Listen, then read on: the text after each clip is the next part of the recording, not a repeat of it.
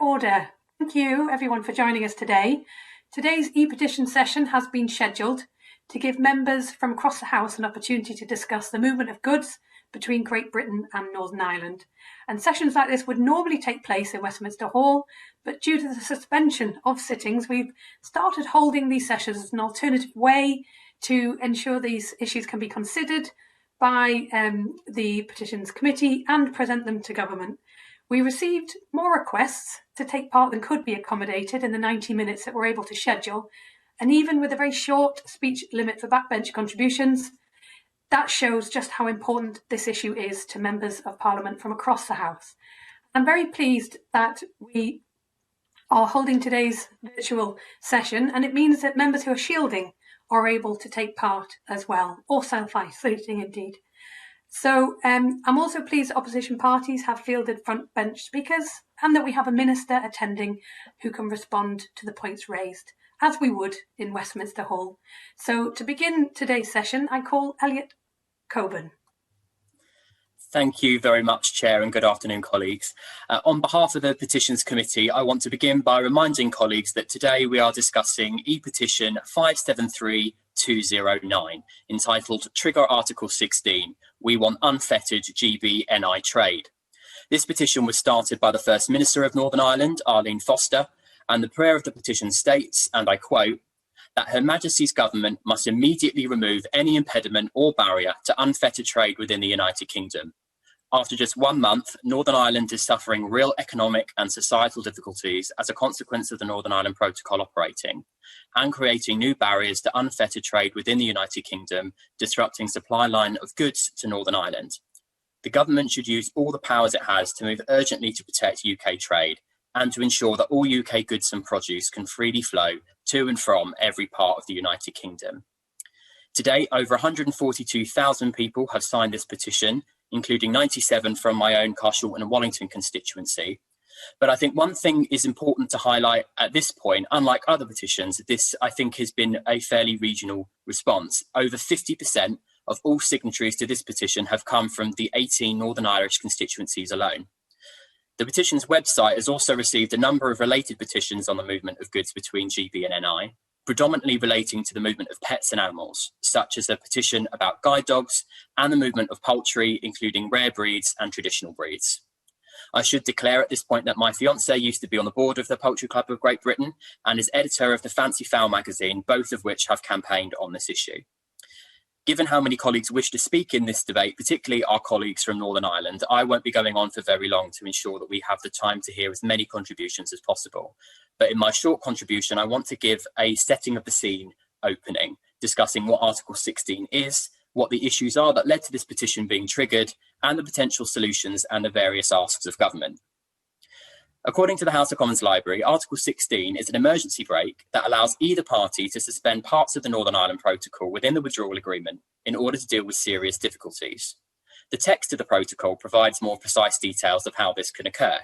Article 16.1 states that if the application of the protocol leads to serious economic, societal or environmental difficulties that are liable to persist or to the diversion of trade, then either side can impose appropriate safeguard measures. These measures, however, need to be targeted in scope and duration to directly address the problems they are trying to fix. Annex 7 of the protocol sets out a 5-step process to trigger Article 16, notifying the other side, consulting in the Joint Committee to find a solution, implementation if no solution is agreed, provision of information on the details of the measures being implemented, and an ongoing 3-monthly consultation in the Joint Committee aimed at ending them or limiting their scope. Article 16.2 does give the other side the right to implement rebalancing measures and to go through the dispute resolution process if they feel it's being misused or misapplied. There is an exemption within Article 16 to having to use the 5-step process, which is when exceptional circumstances requiring immediate action exclude prior examination occur. The proposing side can implement these measures immediately. Of course, we do have an example of Article 16 being triggered already from what I believe was the EU's shameful decision to trigger Article 16 to block vaccines being sent to Northern Ireland from the European Union and then on to Great Britain. So what are the issues that led to this petition being triggered? Evidence received from the Northern Ireland Select Committee, and I know that the chair of the Select Committee wishes to speak in this debate, the Dear Colleague letter from the First Minister of Northern Ireland, and to those who have contacted myself and I'm sure many other colleagues prior to today's session, have indicated that the problems currently facing trade between GB and NI include, but are not limited to, disruption to the supply line of goods, substantial, expensive and disproportionate paperwork and associated procedures, problems posting packages. Guide Dogs UK have been forced to suspend their puppy walking scheme in Northern Ireland due to pet travel restrictions. Poultry keepers now need salmonella test, health checks and a 21-day quarantine in the host country if they want to move birds. GB suppliers and retailers removing consumer options for Northern Ireland-based businesses and domestic consumers. Medicines and medical devices, including for personal and patient use, being restricted. Groupage transportation and other serious haulage issues, and many others. So I'm sure contributions from other colleagues will expand on these in more detail, but before we do that, I want to quickly move on to discussing potential solutions and asks of government. Of course, the petition itself is calling for Article 16 to be triggered in order to stop customs controls and checks on goods moving between GB and NI. The Prime Minister has indeed confirmed that all options, including Article 16, are indeed on the table. However, I do note that some evidence received by the Northern Ireland Select Committee and, for example, the London School of Economics have not supported this move and offered other solutions. For example, the director of the Northern Ireland Retail Consortium has called for the Joint Committee to find simplified processes, and there have been calls to negotiate a veterinary agreement similar to the ones the EU has with Switzerland and New Zealand to remove most of the checks on animals and agri-food products. Either way, I appreciate that my right honourable friend, the Chancellor of the Duchy of Lancaster, in his capacity as joint chair of the Joint Committee, is currently working with his counterpart to try and find solutions, and I hope that the Minister will be able to update us on the progress of those talks in his reply. But Chair, I'm conscious of time and of the number of colleagues who want to get in, so I'm going to bring my remarks to a close, and hopefully I've set the scene to allow us to begin this debate. Thank you, Elliot. And now call Stephanie Peacock. Thank you, Chair. The Commission's actions over Article 16 were a clear misjudgment. Friends and partners from across these islands have said so. But that mistake demonstrated that partnership and cooperation is essential to make sure that the protocol works. It exists to preserve the peace process, and it exists to manage the consequences of Brexit on Northern Ireland's delicate constitutional settlement. It therefore requires real care. But let's be clear, the mishandling of the protocol did not begin in Brussels on the Friday night that the Commission briefly threatened to deploy Article 16. The Prime Minister has failed to properly prepare Northern Ireland for the consequences of the decisions he took. Repeated reckless actions have contributed to the instability we now see. The threat to tear up the withdrawal agreement and break the law in the process through the Internal Markets Bill was extraordinary, as was his outright refusal to acknowledge that his deal inevitably meant checks across the Irish Sea. This was compounded by a serious failure of preparation that has had real consequences. Critical guidance wasn't released until literally 12 hours before the end of the transition. Key systems needed to manage the flow of trade didn't come online until late December, with a lack of properly trained customs agents.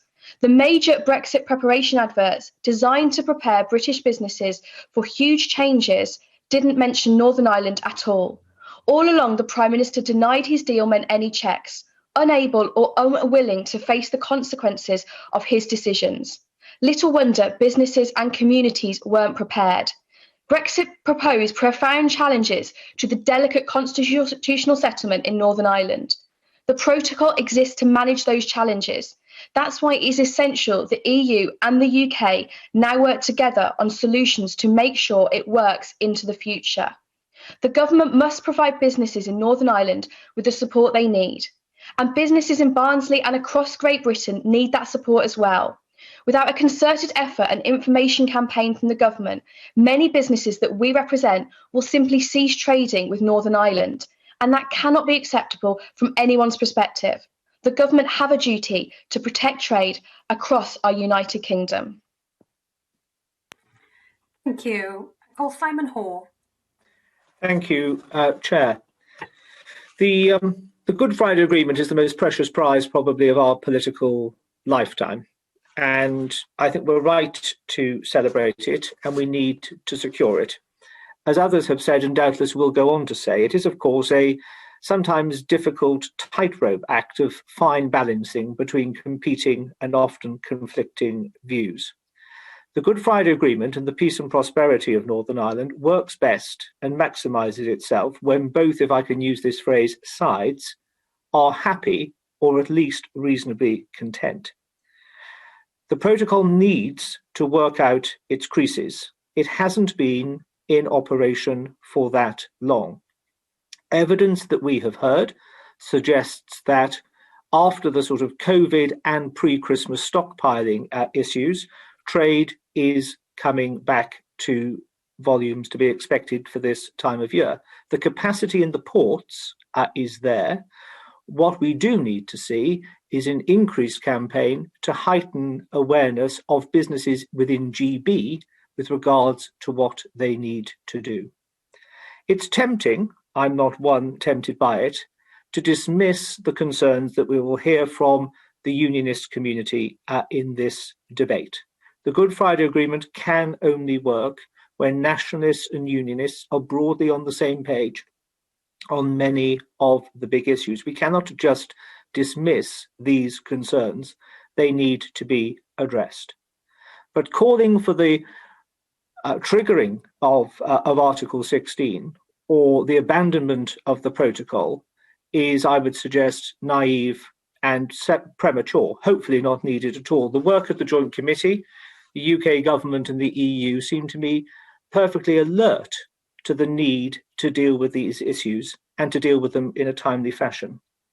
We wish them well and we must support them in that initiative. Last week, Aidan Connolly, the director of the NI Retail Consortium, said the business needed stability, certainty, simplification and affordability. Businesses you've been using these last few weeks as a de facto transition period.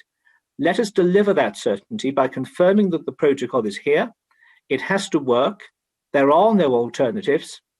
The so-called alternative arrangements, touted for several years, apart from those two words, no flesh ever put on the bones, to use Mrs. Thatcher's phrase, as far as the protocol is concerned, there is no alternative.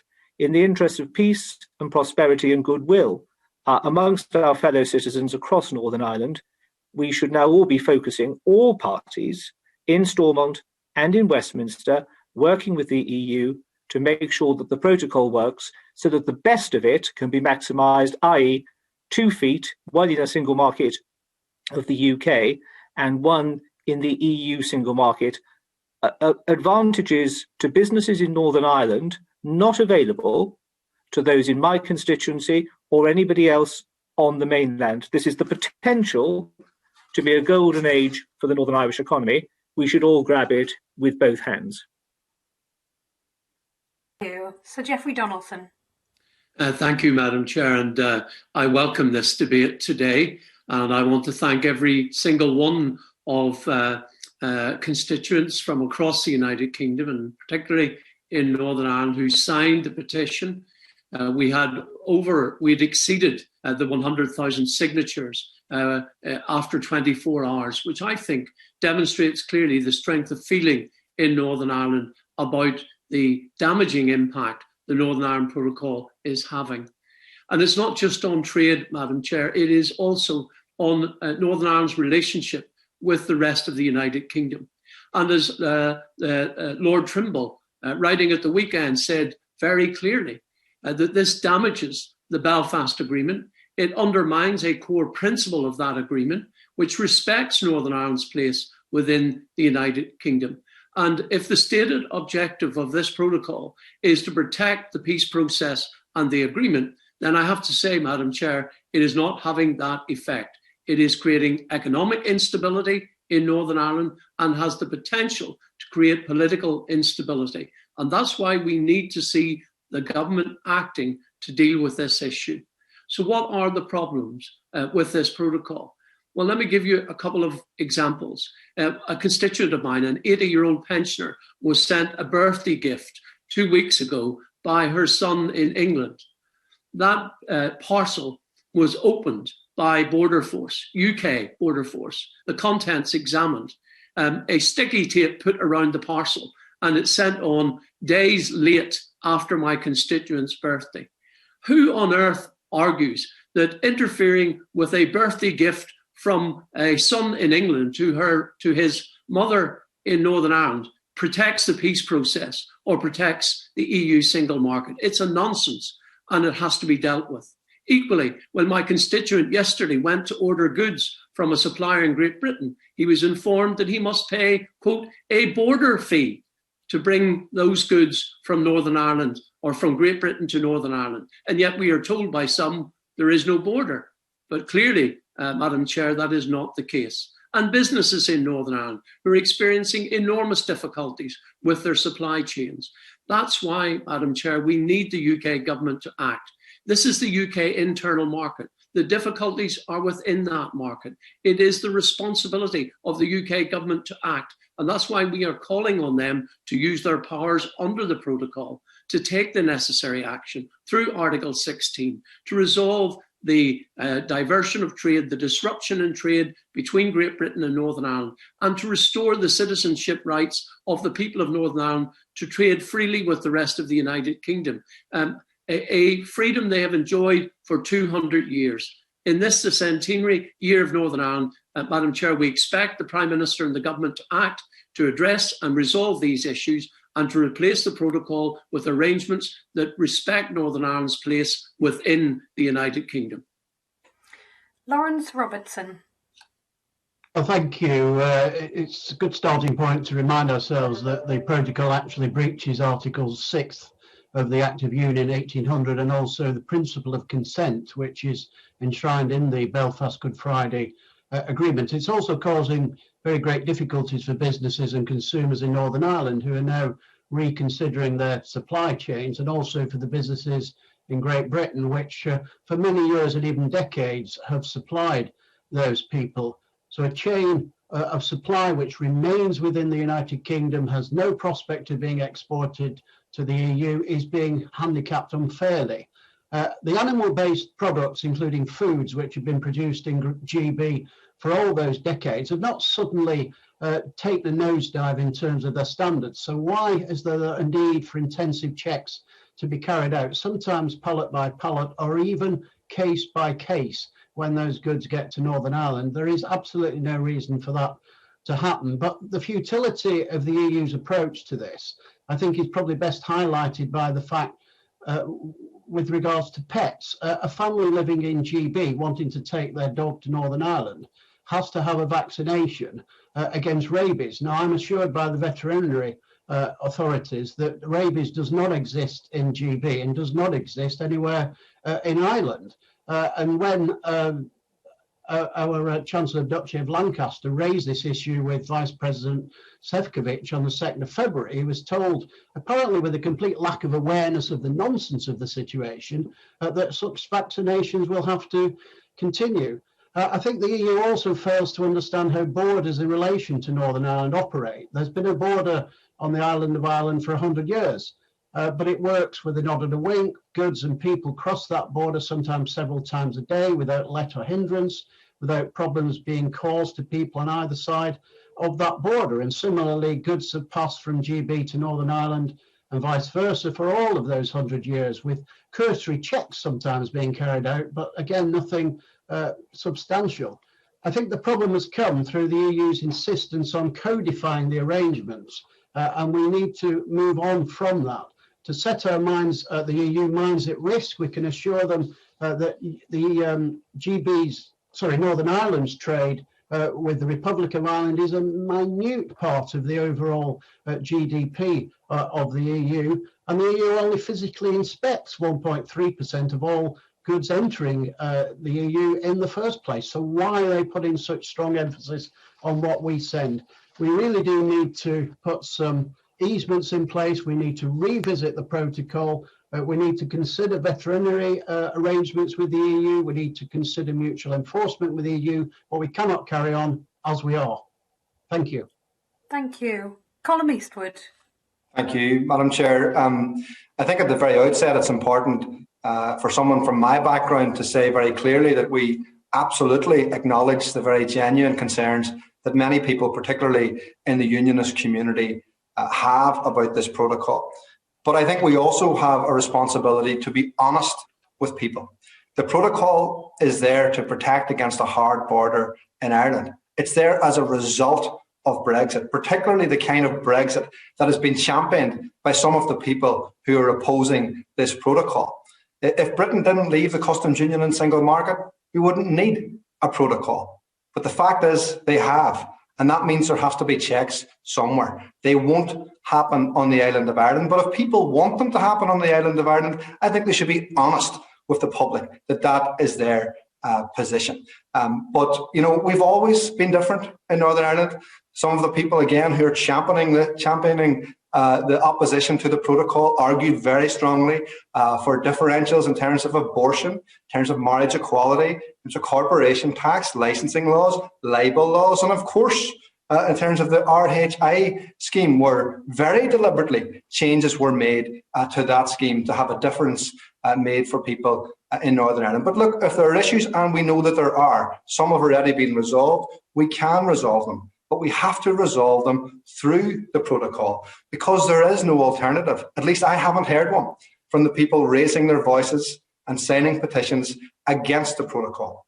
The only alternative to the protocol is a border in Ireland. If people want that, they should say it. They should say it out loud, and they should explain to the public how there won't be even worse difficulties in terms of our supply routes, in terms of getting goods to people if that was the case.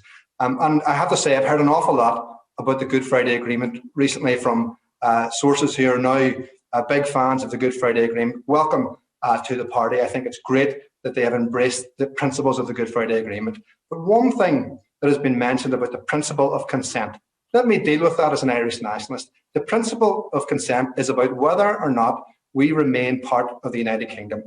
I will always defend the principle of consent. That will never change until the people of Northern Ireland and the people of the Republic of Ireland vote to change it. So there is no threat to that. I mean, I would argue that the people who are the biggest threat to the position for unionism is actually the people who, in the DUP, who opposed a soft Brexit, who ensured a hard Brexit, who ensured a Brexit, which has led to the situation where we need a protocol. And they have, I think, a responsibility now to be honest with the public, sit down with the rest of us, work out any difficulties that have to be worked out, and tone down the rhetoric, because it is creating all sorts of problems and tensions on the ground in communities that don't need it. Thank you. David Jones. Thank you, Ms McKinnell. The Northern Ireland Protocol, according to Commission Vice President Šefčovič, is designed to ensure clarity and predictability for people and businesses while minimising the disruption inevitably caused by the withdrawal of the UK from the European Union. Many of us, however, were always dubious that the protocol would have that beneficial effect, and any doubts that it constitutes a threat both to the stability of Northern Ireland and to the integrity of the United Kingdom as a whole must surely have been dispelled by the events of the 29th January, when the European Union, in what can only be described as a temper tantrum over their own failure to provide a sufficient supply of corona vaccine for their citizens, perversely decided to invoke Article 16 of the protocol so as to prohibit the export of vaccine from the EU to Northern Ireland. The fact that the implementation of Article 16 was swiftly reversed by the EU is neither here nor there. The point is that it was invoked. Article 16 was meant to be a measure of last resort. It was specified to be used only if the application of the protocol leads to serious economic, societal, or environmental difficulties that are liable to persist or to diversion of trade. None of those conditions prevailed on the 29th of January so far as the EU was concerned. It's more than arguable, however, that the application of the protocol is causing difficulties in Northern Ireland of the kind outlined in Article 16. Now, time doesn't permit me to detail those difficulties, but other honourable members have already touched on them. However, the fact is that this House simply cannot allow the state of affairs that currently prevails in a part of this country to continue without calling on the government to take appropriate measures to stop it. The Chancellor of the Duchy of Lancaster wrote to Mr. Šefčovič on the 2nd of February seeking agreement to a list of flexibilities and making it clear that in the absence of agreement, the UK would consider using all instruments at its disposal. However, his proposals were rebuffed by Mr. Šefčovič in his response of the 10th of February. I strongly welcome the appointment of Lord Frost as Minister of State with responsibility for the continuing negotiations in the Joint Committee and the Partnership Council. And I very much hope that he will succeed in persuading Mr. Šefčovič to reconsider his stance. However, if he does not, then the United Kingdom should make clear that we will exercise our rights under Article 16 and legislate accordingly. And given the stance of the European Union, I suspect that such a course of action may unfortunately prove inevitable. Thank you. Stephen Farry. Thank you very much, Chair. This petition does nothing to address the fundamental challenges arising from the protocol.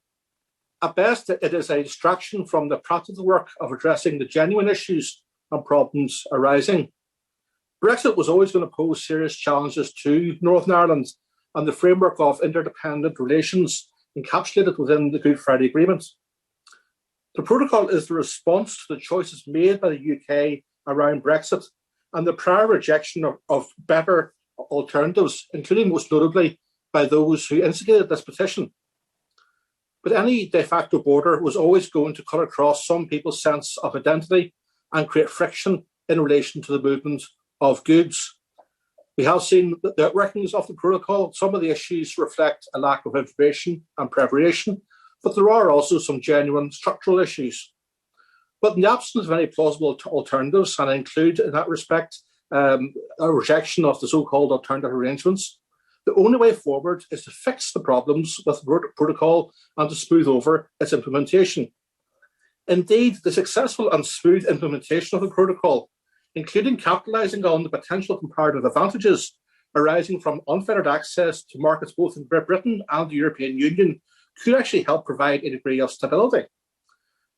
So without unpicking the protocol, there are some steps that the government can take to ease the pressures. Essentially, the greater the divergence from the European Union, the sharper the interface is going to be, with all of the associated tensions and instability, including wider implications for the UK itself. The key example is around SPS checks. Several states around the world, notably Switzerland and New Zealand, have veterinary agreements with the European Union, with different trade-offs in terms of the level and nature of alignment and how far checks can be reduced or even eliminated. It is absurd that Great Britain seeks to engage with the European Union and Northern Ireland via the most simplistic set of veterinary arrangements. This is particularly the case whenever Great Britain continues to uphold the highest possible food safety standards, but the government wants to have the theoretical right to diverge while stressing it has no intention to actually do so. So the UK can negotiate a veterinary agreement with the EU as a supplementary agreement to the Trade and Cooperation Agreement. Doing so would be of huge help to all food exporters who are manifestly struggling to engage with European markets. I would ask that the Minister provides an update on government thinking in this regard whenever he sums up later. The government has a major choice to make between the nature of its Brexit and stability in Northern Ireland. Thank you. Thank you. Mark Francois. Thank you, Chair. It's a pleasure to serve under your chairmanship this afternoon, albeit virtually rather than in person. One of the misnomers about the Northern Ireland Protocol is that it formed part of the recent trade and cooperation agreement between the United Kingdom and the European Union, which was finalised literally at the end of last year, and which I note the EU was still to formally ratify, both in the European Parliament and finally in the Council of Ministers, despite an initial deadline of this forthcoming Sunday, the 28th of February.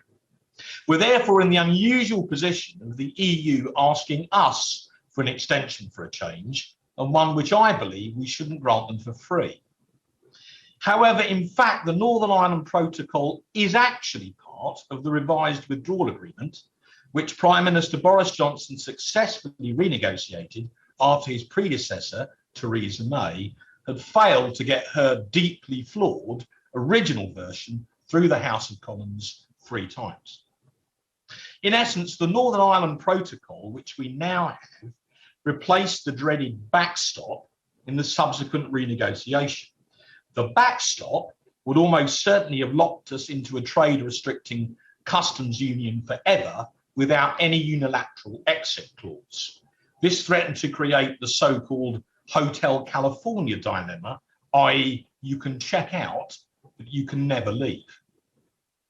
My friends and I in the European Research Group voted for that revised withdrawal agreement with the protocol in place of the backstop, and with our eyes open as by far the lesser of two evils, and so that we could legally leave the European Union on the 31st of January 2020, which we then did successfully.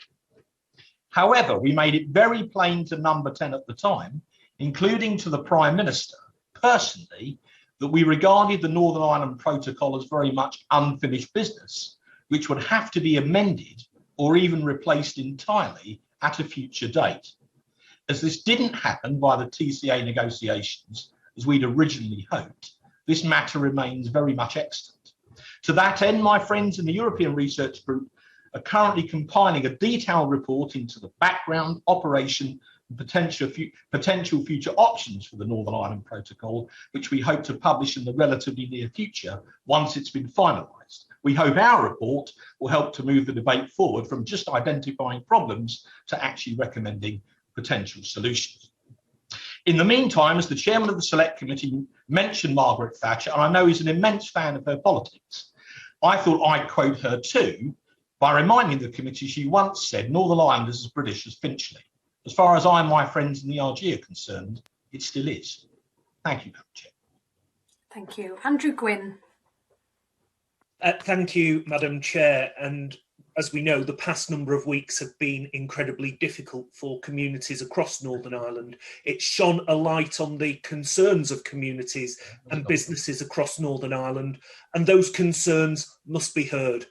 But when the Prime Minister negotiated this agreement in October 2019, he said, and I quote, "This is a great deal for our country, for the United Kingdom. And what that means is that we in the UK can come out of the EU as one United Kingdom, England, Scotland, Wales and Northern Ireland together."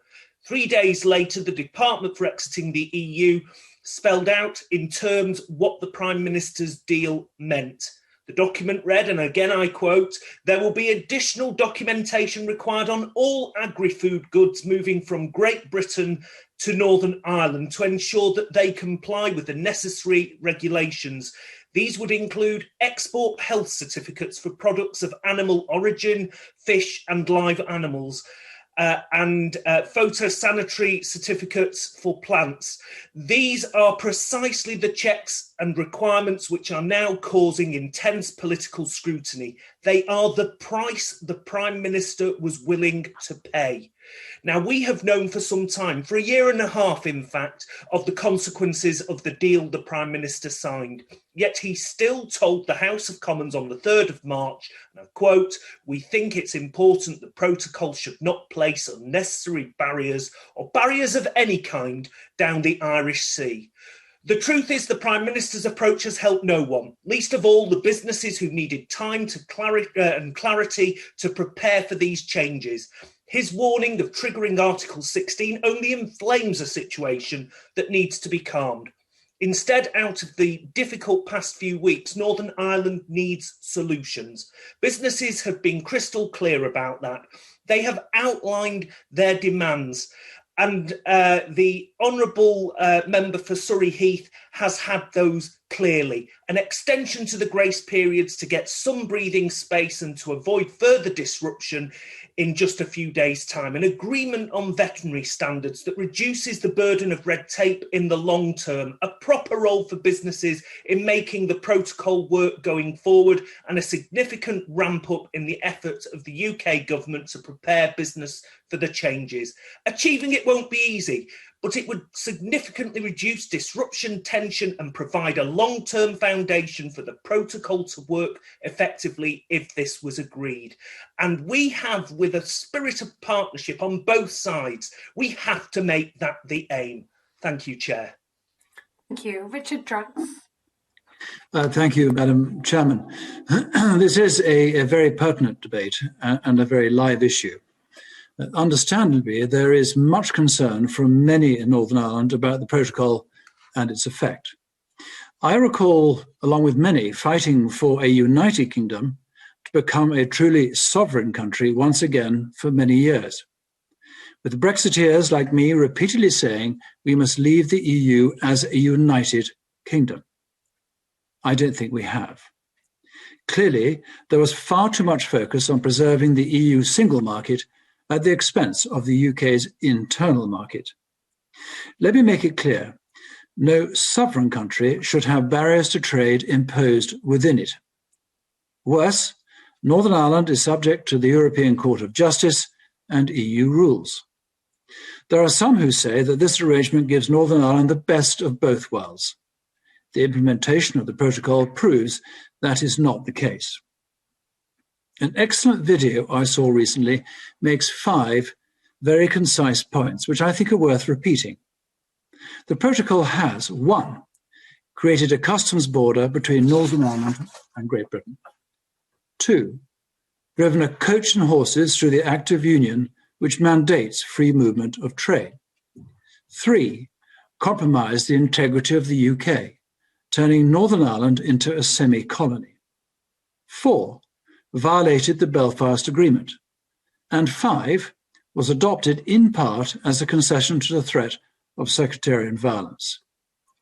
I find that particular part, and I've heard it said by many, particularly shocking, because no threat of violence by anyone should make politicians behave in a certain way.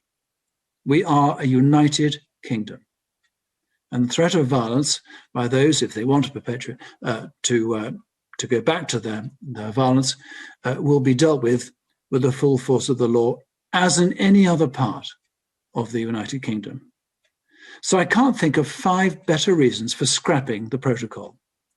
A 6th, perhaps, is the way the EU triggered Article 16 last month.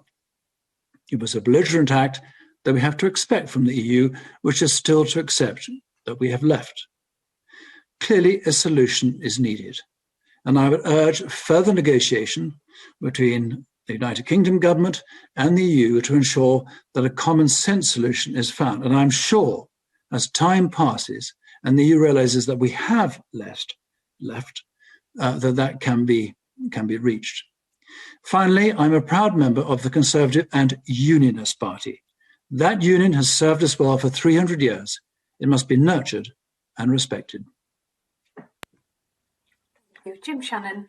Thank you, Madam Chair. And the feeling behind this petition cannot be adequately, I believe, reflected by the number who signed it, although the number of signatures is incredibly impressive when we bear in mind the fact that Northern Ireland has only 1.8 million people, including all of those who are under 18 and could not fill in the petition, and the tens of thousands of older people who were precluded from expressing their view due to their lack of email addresses and ability to take it online. Frustration we have, Madam Chair, is that 53 days into the Northern Ireland Protocol, problems still exist. Back to life. There's little point in the limited time I have today in rehearsing the fact that we knew the Northern Ireland Protocol would be a disaster. And I highlighted in the House that the empty shelves that are now a reality. It has always been the cornerstone of our stance that our biggest trader by far is the GB mainland. This has been shown, the stats prove that. The fact of the matter is that to say we remain a part of the Union and yet an export health certificate is required to bring a ham sandwich across the border, or even a piece of farming machinery, has highlighted rules on British soil particles travelling from one part of the UK to another part of the UK. The soil that was okay on the 30th of December was not all right on the 1st of January of 21. Makes this statement, I believe, that we remain an integral part of the UK appear simply untrue. To say that as respect for the Good Friday Agreement and successive agreement, which precludes appropriate border checks, would be laughable if I were not seeing a rise in tensions not seen since the days of the Troubles. How do I explain that the principle of consent, enshrined as the bedrock of the lamentable Good Friday and successive agreement, has been used to enforce without referendum, without consultation, and indeed against the expressly stated wishes of the majority of representatives, a step at which Northern Ireland is treated as a third country outside the UK? How can this be done by holding up the Good Friday Agreement or any agreement which Northern Ireland say remains British, when can the Minister of State perhaps at the end explain to the family on the street who have watched their mother break her heart over the murder of her serving son to preserve the Union, they shouldn't be angry at the imposition of the backdoor exit from the UK under the auspices of protecting peace, which causes tensions to escalate within communities? We have seen no argument for this. The peace process has not ended because of the decision of the COVID-19 and the restrictions that were in place for the border. While Strangford has the highest percentage of signatories to the petition in the UK, what is notable that every single constituency has signatures. This is because the protocol is prohibitive, not simply to the traders and customers in Northern Ireland, but also to suppliers, to reps, producers in the UK mainland. One business in my constituency who put an order for hardware in December has still not gotten his delivery. He tells me that a supplier contacted their MP in the mainland. I think it's one of the speakers today, by the way, to say the Northern Ireland Protocol is risking close to £100,000 worth of business. He wants to see the end of it. So does the supplier of seeding supplies nurseries in Northern Ireland with tens of thousands of pounds worth of plants annually.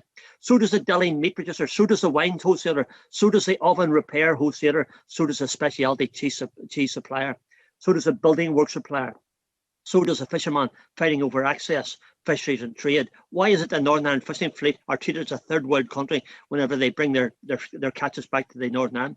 The border for our fishing sector is not down the middle of the Irish Sea. It starts at the harbour wall at Portavogie, Ardclass and Kilkeel. Now, Madam Chair, just how wrong is that? Thank you. Virginia Crosby. Thank you, Madam Chair. As the Member of Parliament for Aniston, I have a particular interest in the impact of the Northern Ireland Protocol because it has an effect on the port of Holyhead in my constituency.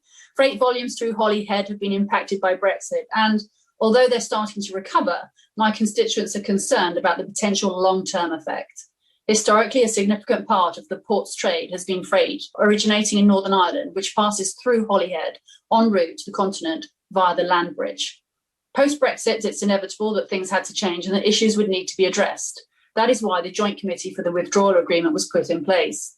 Recognising the potential complexities of the Northern Ireland Protocol, a specialised committee was created under the Joint Committee to focus on this element of the agreement.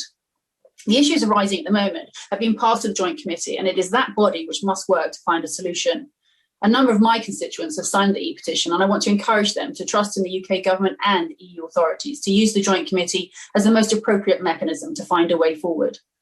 Whilst the Joint Committee analyses the complexities of the Northern Ireland Protocol and strives to achieve an equitable way forward, I want to encourage my constituents to focus on the potential benefits of Brexit for us as an island community. The UK government is establishing 10 new free ports in the UK, and at least one of these will be here in Wales. It is unlikely that the government would have been able to introduce its innovative new Freeport model had we remained in the EU. And establishing Freeport on Anglesey would bring tax benefits and attract new businesses to the island. It would also have a positive impact across the whole North Wales supply chain, invigorate the local economy and provide good quality jobs. I've established the Anglesey Freeport Consortium to develop a proposal for Anglesey, which would focus on Holyhead Port as the primary entry and exit points for goods. So alongside the work being carried out by the Joint Committee in the matter of the movement of goods between Northern Ireland and the rest of the UK, I would ask my constituents to put their energy behind our Anglesey Freeport campaign as a positive way forward. Thank you, Chair. Thank you. Sammy Wilson. Thank you, Madam Chairman. The reaction to this petition and the number of people who signed it is an indication of the strength of feeling that there is against the protocol. And whilst the debate today has been mostly around the impact of the protocol on the economic lives of people and businesses in Northern Ireland, I think if we stick to that, then we miss the main point. Because, of course, all of the disruption which we have seen, the empty shelves in supermarkets, parcels being opened, nurseries not being able to get plants from across the United Kingdom, machinery being stopped, all comes down to one thing, and that is that the protocol annexes Northern Ireland from the rest of the United Kingdom. We have not been so much sold out as sold on to the EU.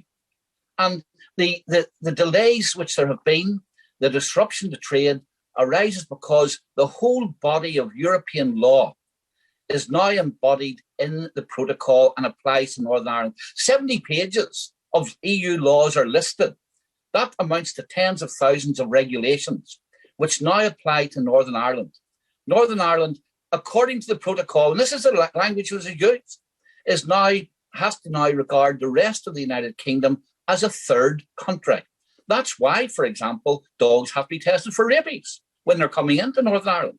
That's why soil, which, as another member has pointed out, was okay on the 31st of December, is no longer okay. because EU laws apply to Northern Ireland, and therefore that leads to all of these restrictions. And the big problem, of course, is this, that's the existing EU laws. In future, any new EU laws made in Brussels will apply to Northern Ireland and will apply with the full force of those laws, even though the UK government, the Northern Ireland Assembly, or nobody in Northern Ireland will have a say on them. And if we don't obey those laws and implement them, the European Court of Justice will make the decision and impose the sanctions on Northern Ireland for not doing so. So this is not just an issue of can we sort things out in a joint committee. This is an issue, can we keep on an arrangement which has Northern Ireland no longer fully part of the United Kingdom? The answer, and people have said, is there an answer? Of course there is. The answer is to treat Northern Ireland as the rest of the United Kingdom. And the Centre for Brexit Policy has done an excellent paper recently on how mutual recognition can benefit not just people in Northern Ireland, but can also safeguard the single market of the European Union, and avoid a border in Irish Sea and a border between Northern Ireland and Irish Republic. The government needs to be looking at something radical rather than simply tinkering with an agreement and hoping that you can reduce the amount of paperwork or reduce the delays. That's not the answer. The answer is make Northern Ireland fully part of the United Kingdom. And I think that the requests which have been made, for example, by the chairman of the Northern Ireland Affairs Committee and Colm Eastwood, that you simply stick with the protocol and stick with the Belfast Agreement, which has been ripped up now, aren't realistic. They're certainly not unionist solutions, and they're not solutions which will benefit the people of Northern Ireland. Thank you. Chris Loder.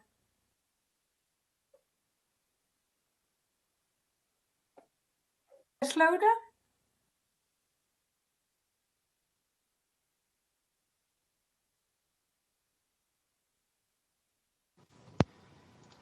Thank you, Madam Chairman. Just checking you can hear me. Yes, I can now. Wonderful, thank you. The global strength and international standing of this one United Kingdom is born from the unity of our four nations. And whilst I'm a Member of Parliament representing an English constituency, I wish to participate in this debate to show colleagues, fellow citizens in Northern Ireland and our government just how much West Dorset, my constituency, values our union. The bond between Great Britain and Northern Ireland is strong.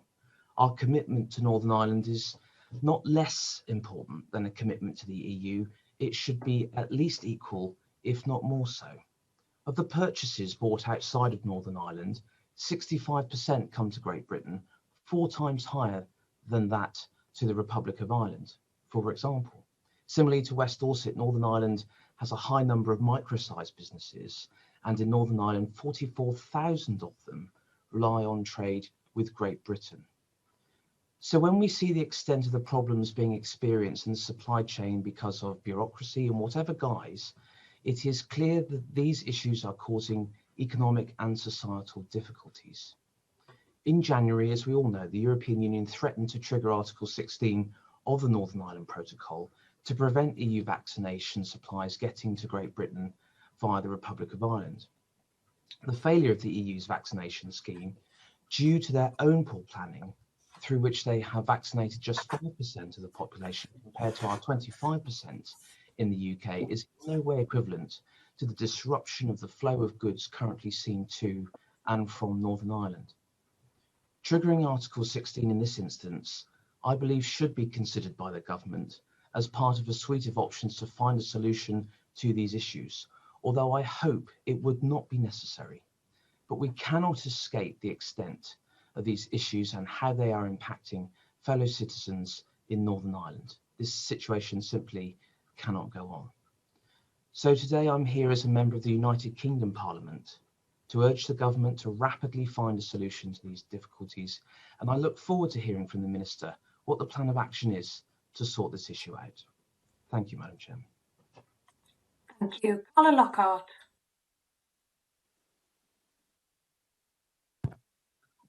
Thank you, Madam Chair. The depth of anger and concern within the community I represent regarding the protocol is reflected in Upper Bann having the most signatures to our petition of anywhere in the United Kingdom.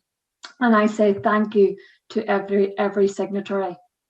This anger and concern are partly born out of the impact this protocol is having on local businesses and local families. Choice is decreasing while cost is increasing. The overbearing and totally disproportionate requirements in terms of paperwork, inspections and restrictions are strangling already hard-pressed local businesses. For our farmers and food supply chain, the protocol poses many challenges. From today, local retailers must use export health certificates to import chilled processed meats products such as fresh sausages and minced meat. We have retailers warning about disruption to food supplies, to hospitals and schools. Pedigree breeders in Northern Ireland are effectively blocked from showing and selling in GB. If the animal is not sold, it has a 6-month residency to complete in GB before it can re-enter Northern Ireland. How ludicrous. We have garden centres who are banned from bringing plants in that is British soil on roots and who have 25 pages of rules to comply with for many other items. The unfettered trade, the integrity of the internal UK market is broken. Today, we ask our sovereign parliament to fix it. The very basis for this protocol is built on a foundation of threats and mistruths. Talked up threats of Republican violence, the idea that an all-island economy should be prioritised instead of East-West trade. And then the greatest falsehood of all, that it is needed to protect the Belfast Agreement. In fact, the protocol drives a coach and horses through the agreement, for it breaches the principle of cross-community consent, damages our East-West dynamic, and makes Strand 2 North-South provisions untenable. We are told often if the EU referendum was held again in Northern Ireland, that many would vote to remain in greater numbers. The question not asked is the potential outcome of a second referendum on the Belfast Agreement if one were held. With the cross-community consent principle undermined and constitutional damage inflicted by this protocol evident, does anyone seriously think that a majority of both communities would say yes? In conclusion, Chair, during the Brexit campaign, the now Chancellor of the Duchy of Lancaster said remaining in the EU was akin to voting to be a hostage locked in the boot of a car, driven to a place and at a pace that we have no control over. In Northern Ireland, we're still locked in the boot, suffocating. We ask the government to help us to get out and to let us breathe again. And to Mr Barnier and the EU, we recollect your words in Belfast last January when you said the EU stood by no aggressiveness, no punishment, no spirit of revenge. The protocol punishes the people of Northern Ireland, Mr Barnier. Time for it to go. Thank you. Catherine West. Thank you, Ms McKinnell, and it's a real delight to contribute to this debate under your chairmanship. The protocol is imperfect, but we should not forget why it exists. It's designed to manage the stability in Northern Ireland, which Boris Johnson's Brexit risked. It's designed to avoid the unthinkable hard border on the island of Ireland that leaving the customs union and single market would otherwise have created. From the joint report onward, the government themselves committed to avoid that. There cannot be any backsliding now. There's no doubt that the Prime Minister's inability to admit that the deal he agreed meant new arrangements on trade between Great Britain and Northern Ireland left a vacuum that's contributed to the mistrust we are now seeing. From the moment the Prime Minister agreed the deal in October 2019, it was clear it would mean some checks down the Irish Sea. A sensible, responsible government would have been honest about that, honest about why he had done it, honest about what it would mean for businesses. Customs declarations, safety and security declarations, SPS checks and other regulatory checks. It was all there in black and white in the Treasury's assessment, made just days after the deal was signed. There is simply no excuse for the failure to be honest about the whole process, nor for the staggeringly poor level of preparedness that's left businesses and communities exposed. What's sorely needed now is leadership and partnership to help ease some of the difficulties we're seeing. agreement between the EU and the UK that will make the protocol work in the long term, and that is the only way. An extension or grace period would help avoid further disruption in the near term and give businesses the time they need to prepare for the changes, time the transition period could have been used but wasn't used for. And the reported deal on data equivalence shown the room for agreement based on a commitment to high standards. The Secretary of State for DEFRA just last week indicated the government is pursuing a veterinary agreement. We know a commitment and equivalence on those high standards would reduce the need for burdensome checks. Some documentary requirements, if matched with a fully audited, fully certified trader support scheme. Is that something the government is actively considering? I wonder if the Minister would give me an answer today. These are the sorts of solutions we need. Dismantle some of the barriers down the middle of the UK. Let's be pragmatic. Finally, the last thing to say is what we need least is any sense of instability. Some briefings from Mr. Lord Frost's friends in the papers seem to suggest that a hard line is needed, tearing up parts of the protocol and so on. I find that to be profoundly unhelpful. Those threatening to use Article 16 and unilaterally override the agreement should think again on both sides. It would be a self-defeating act that would inflame tensions and solve nothing. Thank you, Madam Chair. Thank you. Hannah. Thank you very much, Madam Chair. Northern Ireland exists in a delicate equilibrium, which is why the SDLP campaigned against Brexit and then sought solutions that would avoid a barrier in either direction. And it is a tragic fact that those solutions were rejected forcefully, including by many debating this afternoon. The SDLP anticipated and hears and deeply regrets the feelings of frustration and abandonment that some voters, including those who will have signed this afternoon's petition, feel. It's important that Northern Ireland's voice is heard. It's important that voices from all communities are heard, but it is equally important that elected representatives listen to all voices, that they're honest and that they bring forward solutions which are real. The mainstream of Northern Irish opinion was largely missing or misrepresented in this House in the years following the Brexit referendum, and DUP MPs in particular have taken an a la carte approach to consent and consensus in democracy. They ignored businesses, they ignored consent for devolved assemblies, they ignored the need for a transition period, they ignored parliamentary scrutiny, they ignored and indeed fought tooth and nail the very Good Friday Agreement they now selectively quote. And we weren't hearing then about consent or consensus. We were only hearing rallying cries for the hardest possible form of Brexit and dismissal for any concerns about the impact on trade or community cohesion. There is no doubting the anxiety and the emotional injury to those who feel their Britishness or unionism is being undermined, but those anxieties are being manipulated and intensified by political representatives who are focused more on deflecting blame than on finding answers. I also want to address any notion that divergence is a constitutional outrage, as my honourable friend from Foyle pointed out, at the DUP's behest and indeed insistence. Northern Ireland diverges on issues like same-sex marriage, electoral law, transparency, donations, licensing law, blasphemy and RHI tariffs, and those representatives need to answer why divergence hasn't been a problem when it comes to curbing the freedoms of those the DUP disapprove of, or when it comes from financial free-for-alls.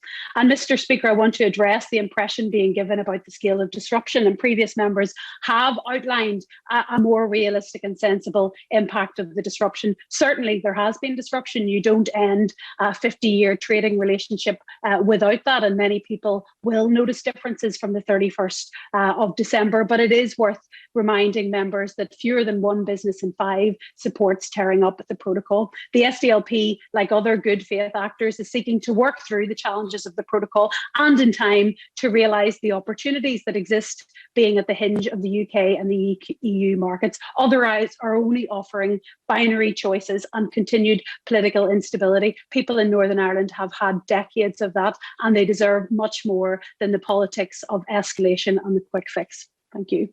Thank you. Ian Paisley.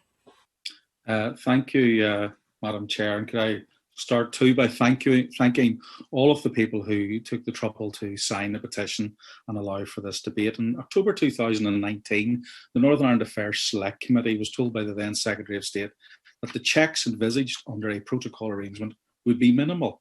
On the 23rd of October 2019, the then Prime Minister told the House of Commons that minimal administrative process would be put in place as a result of a protocol. He then came to Northern Ireland in November 2019 and told business people from all across the entire community of Northern Ireland who are concerned about these matters, unlike the SDLP, but he told business people that they could bin the paperwork envisaged under any such protocol. Now, was the Prime Minister and the Secretary of State representing the Cabinet, were they mistaken? Or was this misleading? And I think that the government has a duty to come up with an answer, because they certainly have helped create this problem. And I asked today, have they the spine to fix it? Now, the nonsense that has been spoken by some people that there's going to be bread tomorrow on the table if we just hold on, there'll be great commercial advantages. That is just a nonsense. People have to make today work before they get to tomorrow. And I'm glad that my colleagues in the DUP single-handedly fought to remove the 25% steel tariff, which was argued for by those who support the protocol, like the SDLP, that we single-handedly fought to remove the double VAT tax on sales of goods, that we single-handedly managed to remove the importation of tax on ware potatoes. But these fixes are one-off minimal derogations. They are not a long-term solution. And if anyone thinks who's joining the party to fix these matters, that that's the way you fix them, with minimal derogations, they're absolutely foolish to think that that is a quick tweak here and a quick tweak there will solve these problems. The government has to demonstrate today, and I say to the Minister, have you the resolve to fix this matter and to fix it permanently? Earlier this month, the Northern Ireland Affairs Select Committee heard from the Stena Line operator at Belfast Port that he is now facing significant distortion on the trading patterns existing across the UK. And he went on, and many of those who have given evidence, which has been conveniently ignored by the chairman of the Select Committee, I might say, that he's gone on to say that the rigorous enforcement of the protocol argued for by the chairman of the Select Committee and by the SDLP and by the Alliance Party, that rigorous enforcement people have argued for must actually stop, and we must actually get a stop to the rigorous enforcement of this protocol, because it's damaging Northern Ireland business. Now, Article 2 of the protocol says that we can't have diminished rights, yet that has happened. It says that we can't have inter alia equality of opportunity. We no longer do have that opportunity, and Article 16 allows for the protocol to be removed if necessary. And I was one of the first people on the 6th of January to call for the invoking of that article. And I hope that the government will stop dragging its feet, because quite frankly, what we're seeing now is a complete deterioration in relationships on this island. We have a terrible situation where the European Union should be getting off to a better relationship with the UK post-Brexit. That's not being allowed to happen because of the protocol. Within Ireland, the relationships between the two states on this island are now disastrous and at an all-time low. We even have threats emanating at the weekend that this will be escalated. And of course, the relationships for businesses trying to trade and trying to do their own business needs to be addressed. And there are alternatives. Let's nail the lie that there are no alternatives. There's a 100-page alternative arrangement proposal. I venture to say not read by very many people who say there are no alternatives. There's the mutual enforcement proposal. Would you like to just conclude, and then we'll need to go to the front bench? Thank you, I will. There's the mutual enforcement proposal, which once again, I believe has been conveniently ignored. Madam Chairman, thank you for the time. And could I just urge the government to recognise that every class and creed of unionist has signed this petition. Every constituency across the UK has signed this petition. Is the government going to now stand up for the people of this United Kingdom? Thank you. We now go to the SNP front bench spokesperson, Richard Thompson.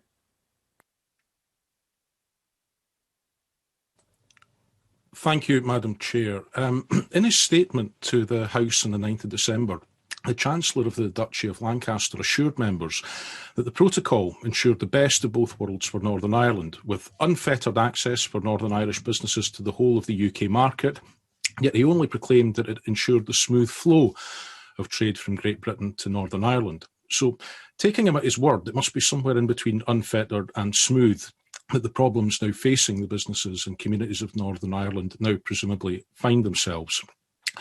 It's quite obvious to any reasonable observer that the transition promised by the UK government has been neither smooth nor unfettered, and the practical consequences of this are seen in empty shelves and in myriad trading difficulties. We've seen the disruption to delivery services. We've seen the strains on commerce. We've seen difficulties in transporting pets, including guide dogs, and issues around the stocking of certain goods on shop shelves. We're going to see the need in future for export health certificates for meat, poultry, milk and eggs, on top of customs declarations, and the major UK supermarkets have all warned of an unworkable situation once grace periods come to an end and the regime is implemented in full. It's now going to be easier to send ice cream in bulk to South Korea from the southwest of Scotland than it is to send a block of cheese through the post to a customer in Larne. And from the start of July, many British meat producers are going to find that their products are banned entirely from the market in Northern Ireland, and there will be further cliff edges to come. These aren't teething problems. Without changes, they're going to be permanent features of our future relationship. Now, it's a fact that the realities of the hard Brexit that was signed up to by the UK government have started to hit home. These are the consequences of political choices made by a majority of UK voters, even if they weren't made by the majority of voters in either Northern Ireland or in Scotland. And they are an inevitable outcome of any Brexit which involved leaving the single market and the customs union. Now, that's not the European Union's doing. It is the consequence of the decisions which have been freely entered into by the government of the United Kingdom. Now, the oft-painted vision of a swashbuckling, freebooting, free enterprise Britain unchained from the shackles of Brussels was always a fiction, a nonsense that was never ever going to stand up to the first contact with reality. And amidst the recent years of political drama within a UK government which seemed to spend more time negotiating with itself than in negotiating with the European Union or in listening to voices warning of the looming difficulties in Northern Ireland, it was always clear that the government of the UK was going to have to choose one of three difficult options. Either allowing Northern Ireland to remain in the EU single market, meaning checks on goods between Northern Ireland and Great Britain, having infrastructure and checks and goods at the Irish border, which everyone wants to avoid for obvious reasons, or keeping the whole of the UK in the single market for goods and the customs union in a form of backstop. Now, any invocation of Article 16 doesn't offer a way out of those fundamental choices. It doesn't remove the prospect of agreements being rebalanced if Article 16 is invoked to the detriment of UK businesses in response, and nor does it resolve any of the present problems of trade across the Irish Sea. The indication from the EU that it was considering triggering Article 16 itself over vaccines was quite clearly a very, very significant error of judgment, albeit one that was walked back within a matter of a few hours. But nevertheless, it's a misstep which has raised tensions that already existed and which have been exacerbated, as the Honourable Member for North Antrim alluded to, by a Prime Minister spending months asserting in the face of all reason that there would be not be any kind of post-Brexit checks between Great Britain and Northern Ireland. Now, the UK government's own threats regarding Article 16 should be seen for what they are. That far from holding all the cards, as we were told we did, we've actually dealt ourselves a very weak hand, which the UK government is now desperately trying to make appear to be stronger than it actually is. So it's time for some humility from government. I think it's also time for some honesty, because indignation, no matter how righteous, just isn't going to cut it here. Cool heads are needed rather than the pursuit of headlines in the pro-Brexit press. Now, in my party, the Scottish National Party, we believe firmly that the Northern Ireland Protocol represents the best available way forward to protect the Belfast Agreement so as to preserve peace and stability on the island of Ireland and to avoid a hard border. To sort the present impasse, it's going to need a different approach, starting with an acceptance from the UK government that its various negotiating red lines are what have led us here and are what have delivered the shape of the Brexit deal that we now have and all of the problems inherent in that deal. Those problems, whether for Scottish fishermen or Northern Irish consumers, are those which the Prime Minister himself ensured were baked in to what we were invited to see as being an oven-ready deal. If there's a solution to be found, it doesn't rest in tearing up the terms of an agreement entered into freely by the UK government just a matter of weeks ago. Instead, it's going to have to be found in innovative solutions and an improved cooperation around the basis of the existing protocol. And those innovative solutions, let's be clear, certainly aren't going to be found in tunnels or roundabouts under the Isle of Man or anywhere else. Because it doesn't matter whether you try to go over it or whether you go under it. That trade border in the Irish Sea now exists unless another option is chosen, with all the risks and compromises that is going to entail. There's a desperate need to rebuild trust, and flexibilities in that from the EU side will only come if the UK side takes actions it had previously agreed to, such as granting EU officials access to HMRC customs database, which hasn't yet happened. Another possibility for common ground surely exists over controls on animals and plants, with sanitary and phytosanitary checks. If a protocol could be agreed on that, it would remove a large percentage of the physical and documentary checks required on live animals and other agri-food products. And it would also have the benefit of removing similar frictions for trade moving between Great Britain and other EU countries. Now, Brexit has completely reopened the debate over the future of the Union. Brexit is a debate which seems at times all to have been driven almost entirely by the pursuit of sovereignty. But sovereignty is something that can be given away without anyone else getting it, and it can also be enhanced when it's shared. And that's a fundamental point that seems to be missed in much of the paint-by-numbers unionism that we often see from the Conservatives. We get a sentimental and unreflective unionism, which is proclaimed noisily. But given the choice between the purity of Brexit or the compromises necessary for continued consent for union, most already in their heads and their hearts seem to have chosen the purity of Brexit. Now, the UK government, let's be clear, must take this situation very seriously. Members of all parties in the House of Commons must remember that peace in Northern Ireland is fragile, and we all have a duty to do our utmost to protect it. Symbols and sensitivities matter. The UK government must accept its share of responsibility for the situation we now face, and accept that its words and its actions have consequences far beyond the village of Westminster. The great achievement of the Belfast Agreement was in allowing the border on the island of Ireland to become less important and to enshrine the principles of consent, a task made considerably easier by the fact that both the UK and the Republic of Ireland were both at the time full and equal members of the European Union. And if we're to be without shared European Union membership, then it's imperative that revised structures and new understandings and ways of working are put into place. As tempting as it might be for UK government ministers, they should not be trying to turn up the heat on this situation through posturing and backtracking on agreements that they freely entered into themselves only a matter of weeks ago. The UK government needs to work with the Northern Ireland Executive. It needs to work with the government of the Republic of Ireland, and it needs to work with the European Union to de-escalate the issues around this matter and to take all necessary steps to ensure that the protocol, an agreement which, it can't be said often enough, is one which was entered into freely, starts to work exactly as it needs to, not just for the benefit of all in Northern Ireland, but for the benefit of all who care for its future. Thank you. We now go to the Labour front bench, Louise Haigh, and I'd like to call the Minister to speak at 17:50, please.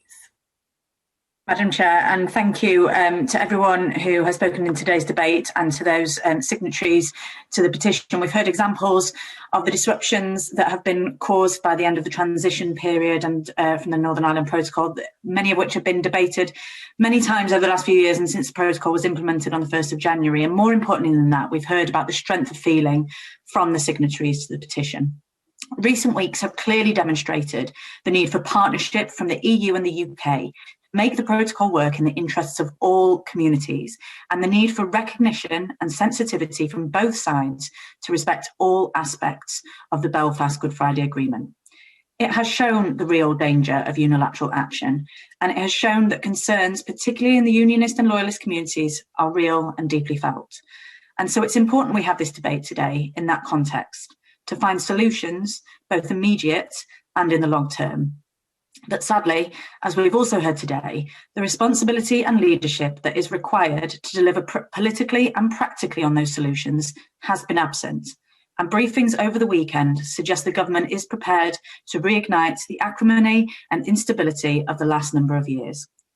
Allies of the newly appointed Lord Frost insist in the Daily Telegraph over the weekend that he will take a hard-line approach to the negotiations, warning that the Right Honourable Member for Surrey Heath has been too weak. This is the same Lord Frost who was by the Prime Minister's side when the protocol was agreed. This was the deal the Prime Minister insisted on to manage the Brexit he chose. The Prime Minister's unwillingness to be upfront about the checks he negotiated has now left his government in the absurd position of fighting for changes to checks he says doesn't exist and arguing there is a disruption as a result of barriers he won't acknowledge. Little wonder then that trust in Northern Ireland is so low. The 16 months of dishonesty over what this government had agreed must now come to an end. It does no one any favours to minimise the problem or people's legitimate concerns. And there must be a serious effort from all parties that it's been welcome to hear today to work with the Protestant, Unionist and Loyalist communities and provide reassurance that the constitutional position of Northern Ireland has not changed. Only the people of Northern Ireland can effect that change through the principle of consent enshrined in the Belfast Good Friday Agreement. The political issues are real, but the challenges that have provoked these concerns can be addressed. Article 16 is a mechanism. It is not a solution, either in the immediate or the long term. So it is now imperative that the EU and UK work together, give voice to Northern Ireland communities and businesses, and find those solutions that will ease tensions. Firstly, it's vital that we create breathing space for businesses that simply won't be ready for the end of the forthcoming grace periods. That's why we need to see an extension to those grace periods to avoid further disruption at the worst possible time as our economy begins to open up. Secondly, we can reduce red tape in the long term with the agreement between the EU and UK on veterinary standards, as the member for North Down has spelled out, and something the Secretary of State for DEFRA has not ruled out. This could be significant in helping to unlock a trusted trader scheme, and together would significantly reduce the number of physical and documentary checks required. The reported deal on data equivalence has demonstrated the room for agreement between the EU and UK based on high common standards. Today, as we've heard, we saw the introduction of environmental health certificates for chilled meat between Great Britain and Northern Ireland. That is an explicit admission that goods normally on the prohibited list can be checked and that Northern Ireland is and should be treated as an exceptional circumstance. That approach must be taken towards the remaining issues to be resolved. Next, the democratic deficit must be addressed that is causing real concern by putting Stormont, businesses and civil society at the heart of making the protocol work. That was the point of the Joint Consultative Working Group, and it could be a powerful forum to influence decision-making, an early warning system and vehicle to give voice to Northern Ireland. Instead, we believe it might have met once, but we have no idea of its membership, the terms of reference or its agenda, so we'd appreciate an update from the Minister on that today. The other option the government could explore would be through the Strand 3 institutions of the Belfast Good Friday Agreement, where these issues could be discussed in an inclusive way, focused on practicalities. Either way, the government should give Northern Ireland politicians, business groups, civil society and officials a formal role, and the EU should make sure they are heard loud and clear in the Commission. And finally, the government must step up. A survey last week demonstrated that business preparedness in Britain was the main factor in disruption to supply chains in Northern Ireland. We know that business across Great Britain are simply considering ceasing trading because of the disruption and the lack of support. So we need to see that information campaign and the support for GB-based businesses with any changes they have to make and to encourage their trading with Northern Ireland. And the struggling trader support service must be scaled up with trained agents to help ease disruption on trade between Britain and Northern Ireland. None of this is easy, and the real hurt and damage that has been caused must be acknowledged. But businesses and communities in Northern Ireland need this to succeed. They need both sides to search for practical solutions that ease disruption, provide reassurance, and ultimately lower tension. The only way to achieve that is by respecting the principles that underpin Northern Ireland's constitutional settlement, equality and inclusion, and by working side by side with the people of Northern Ireland. Thank you. We now call the Minister to respond to the debate, and you have until just before 6 o'clock. Thank you. Thank you, Madam Chair. And can I start by commending my honourable friend for Castleton and Wallington for his factual and well-informed introduction to today's debate, and thanking all the officials of your committee for making it possible in this format. We have heard a number of very thoughtful speeches, and I'm grateful to all members who've spoken in the debate. It is timely, noting how the Northern Ireland Protocol has featured prominently in public debate over recent weeks. The number of signatories in this debate, over 100,000, demonstrates the level of interest in and care for Northern Ireland right across the United Kingdom. And the Shadow Secretary of State was right to acknowledge the strength of feeling that this reflects. As such, I welcome the opportunity to provide reassurance to members this afternoon and to every person who has added their signature to this petition of this government's commitment to protecting Northern Ireland's integral place in our United Kingdom and its internal market, and to addressing the outstanding issues with the Northern Ireland Protocol. Before I turn to the detail of the issues being debated this afternoon, we should take a moment to remember how the protocol came about. The protocol was agreed as a practical solution for Northern Ireland's unique circumstances, both north-south and, just as importantly, east-west. At its heart is a consensual and pragmatic approach, one that best protects the Belfast Good Friday Agreement, that supports businesses and Northern Ireland's economy, that ensures Northern Ireland should benefit from access to the UK and EU markets and the UK's trade deals across the world, and that should protect both the EU's single market and the UK internal market. This has been the basis on which the UK government has and will continue to give effect to its obligations under the protocol. And the Northern Ireland Office has been at the forefront of championing this approach. The government has provided and will continue to provide extensive support to traders through the Trader Support Service and the Movement Assistance Scheme to adapt new requirements. This is part of a package of ongoing support for peace and prosperity in Northern Ireland. We're backing Northern Ireland's success with over £1 billion of investment to deliver the Trader Support Service, new technology, and further support for businesses and communities as part of a new deal for Northern Ireland. We've taken steps to address issues as they arose relating to groupage, issuing new guidance following engagement with representatives from the transport sector to understand issues and needs, the movement of steel and the operation of the VAT margin scheme. This is delivering results with goods flowing effectively and in normal volumes between Great Britain and Northern Ireland. As my honourable friend for North Dorset pointed out, the flow of trade is close to normal levels. The grace periods for businesses moving goods between Great Britain and Northern Ireland are operating and working well. We've been clear that protecting unfettered access for Northern Ireland businesses to the whole UK market and ensuring there are no tariffs on goods remaining within the UK customs territory is a priority for this government.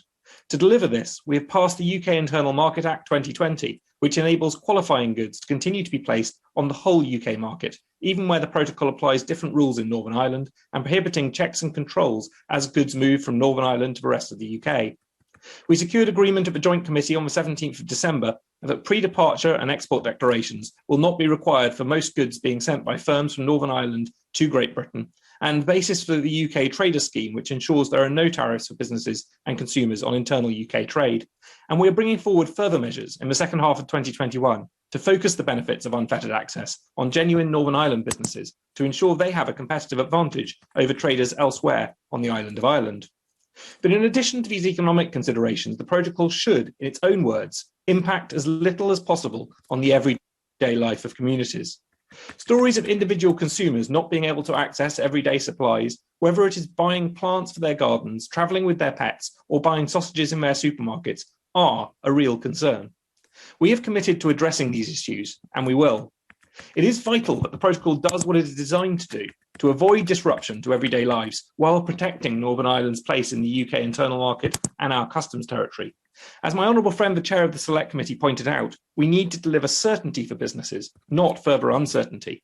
We should not be seeing unwarranted interference with the delivery of birthday gifts as set out by the Right Honourable Gentleman for Lagan Valley, or the requirements for rabies checks for pets moving from Great Britain to Northern Ireland, which many members have pointed out are absurd.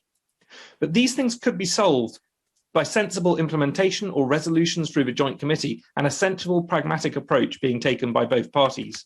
A number of members have referenced challenges with pets and the movement of animals. We will continue to press the European Commission in relation to securing Part 1 listed status, recognising that achieving this would alleviate many of the new requirements for pet owners and assistance dog users travelling to the EU and to Northern Ireland.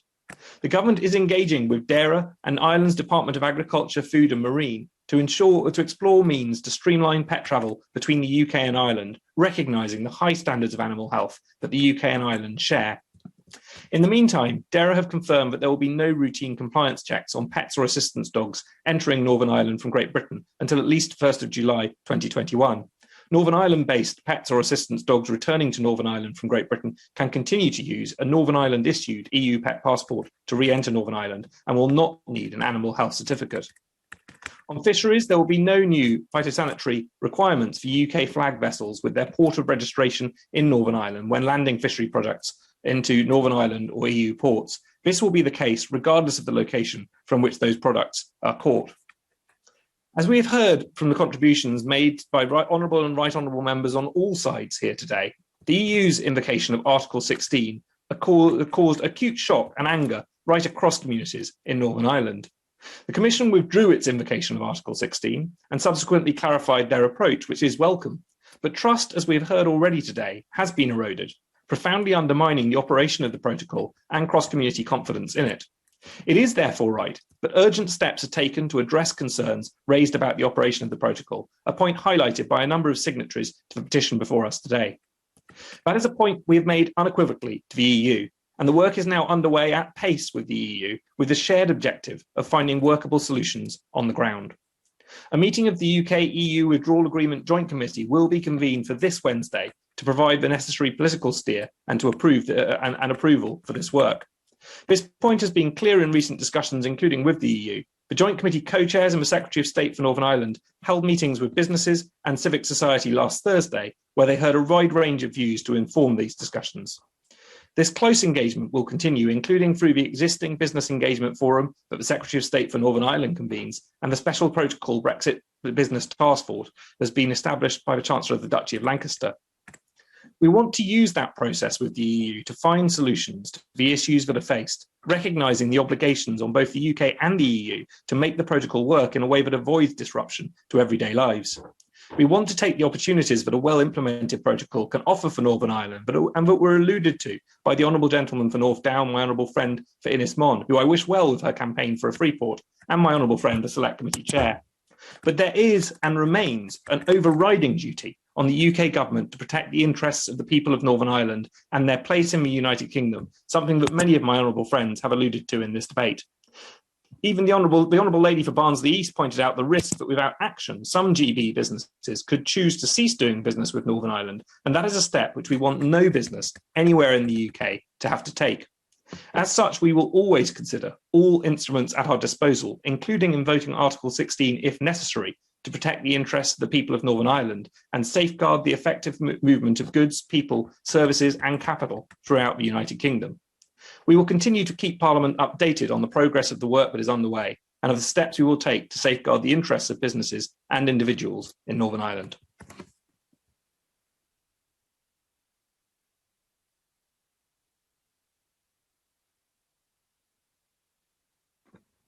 Thank you, Minister, and thank you to everybody who has attended today's session, and thank you to Elliot Colburn for opening the session, and to the broadcasters and to Hansard and all the other staff who have facilitated it. Order, order.